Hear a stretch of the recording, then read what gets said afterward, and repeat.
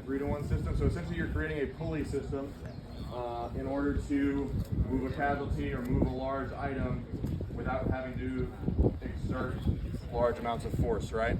So first thing I'm gonna do when I get to my stuff is I'm gonna check to make sure I have everything, right? So I need to have 2 7-mil ropes, just like so. I'm gonna always make sure that they're already folded in half, because what I'm gonna do is I'm gonna tie prusik with them. So I'm gonna already have them folded in half and ready to go. You're gonna have 4 locking carabiners. Right now we only have 2 lockers and 2 non-lockers, so we're just gonna roll with that. But you're gonna have 4 locking carabiners. Again, make sure there's no mud or grit or anything like that stuck in your carabiners, and they're good to go and already unlocked. All right. And then you're gonna backstack your rope. So with this one, it's very, very, very important that that bottom of your backstack is out. You need to be able to find the bottom of your backstack.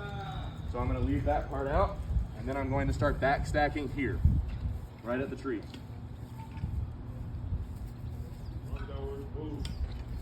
And I'm gonna do this on the right side of the tree, not the left side of the tree. That's important for this one. And then now I know where the top and the bottom of my backstack are. All right, it's very important you identify those immediately. All right, they're gonna stay on the 3rd command to execute. You can begin. You're gonna start with the bottom of your backstack. You're gonna bring the bottom of your backstack, and you are going to wrap around your tree or your object, which is gonna be a pole there, twice. All right, once you've done that, you're going to do a bow line, end of the line bow line. So turn the car key on, around, through, in like so, with a safety. Same standards as the jungle knot, or as the jungle knots test. From here, I'm gonna tie a double figure 8. Now with the double figure 8, the space between my bow line and the double figure 8 cannot be more than my forearm. All right, so the easiest way to do that, do the same way you tied your 1-4 around the body. You're just gonna take a bite, not about like that, make sure you have enough room. And you're gonna tie that as close to your bow line as possible. The reason I tell you this is for rope management purposes. All right, so now I don't have anything from here to here longer than a forearm. Notice his key on that to ensure that he had the correct length is after he tied his bowline knot right here, he made 1 fist like that, and that is where he began his tying of the double figure 8. That will ensure that you have the proper distance, yeah? All right, from here, you're gonna place all that down. You're gonna grab a locking carabiner, and you're gonna grab the top of your backstack.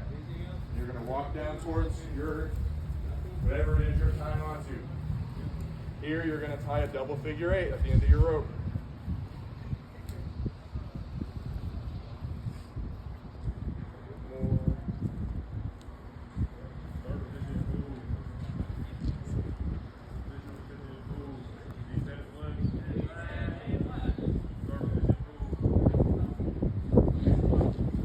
Then you're gonna take your locking carabiner. So this is very important for all of your locking carabiners. They must be facing away from the ground. All right, because you're going to be dragging these across the ground, so that locking part must face up, just like so. From here, I'm going to come back to this double figure 8 I tied at the end of that bow line. I'm going to take my 2 would-be locking carabiners. Again, the opening must face up and away from the ground. Just then these would be able to lock. I'm not going to lock them yet. All right, I'm going to take this piece of rope that I attached to my casualty to the, if I'm facing the casualty, to the right side carabiner. It needs to go to the right side carabiner, not the left side carabiner. Just like so. Then I'm gonna grab that last locking carabiner and a 7-mil rope, and you would walk down to what's gonna either be a sandbag, a cone. They're gonna put something in the middle that's gonna signify like the edge of a cliff or the edge of a hill or something like that. That's what it signifies. So this would be your working platform. That's what you can work off of. I'm gonna take my 7mm. I'm gonna tie a prusik on the load line. This is called the load line. So the easiest way to do this is to step on the rope, create tension in the middle of the rope, just like that. And then tie your prusik.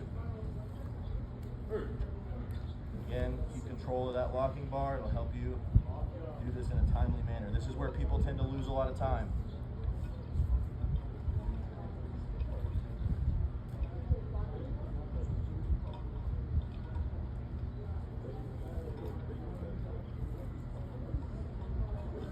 And then, this is going to be difficult because this is a short rope, you're going to tie a double figure 8. So I have 2 pieces of rope off my prusik, right?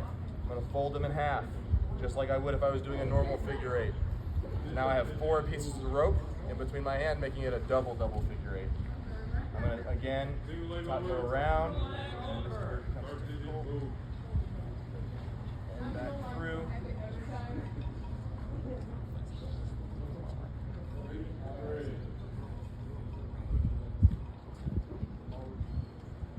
And then now is you have to cinch each individual strand, which there's 8 of them. But one thing about this knot is you don't have to worry about crosses. You don't have to worry about if any of it's crossed over. They don't care as long as the knot is tight. You're going to take your locking carabiner, feed it through that double figure 8 you just created, and then to this loop right here that you have, you're going to put it on, and you're going to tighten down your carabiner and ensure it's locked. Now we're going to come back and we're going to create a safety. So we'll do the exact same thing we just did on the load line again. So notice all my prusiks are on the load line. I'm going to tie a prusik and a double figure 8 again.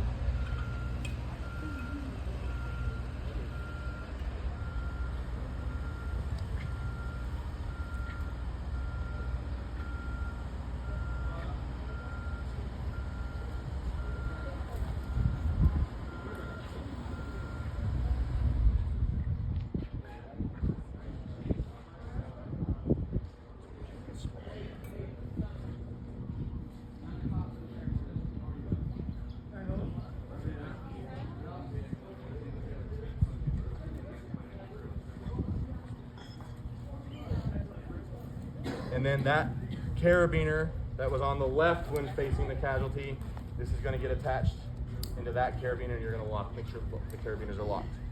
From here, I'm checking everything. So first thing I did, notice I wrapped around the tree twice, right? So I'm going to make sure I have both wraps. If you don't, you've already failed, and you made it this far, it's too late. Don't try to undo it. You're going to have to retest. All right, so just make sure you have it wrapped around that object twice. It's going to be a metal pole in the ground is what they're going to have you use. It's really easy to just go like this, wrap it around twice. All right, now I'm gonna make sure I have my end of line bow line with my safety, the safety touching the bow line. I have my double figure 8 dressed with no crosses. I make sure that my load line feeds through the right side carabiner and is locked, and my safety is attached to the left side carabiner. I'm gonna make sure I have this Z pattern, right? Check my prusik, make sure my prusik's good. My double figure 8, just make sure it's tight.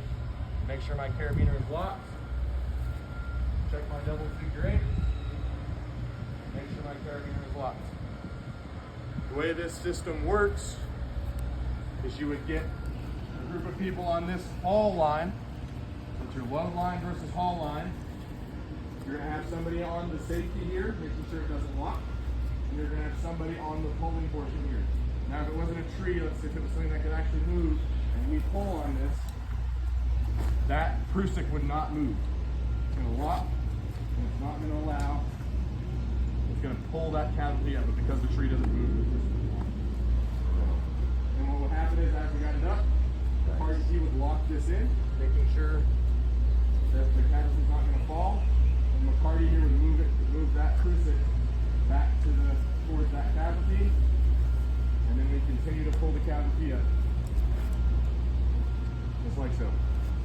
Make sense? That creates right here that pulley system that makes it so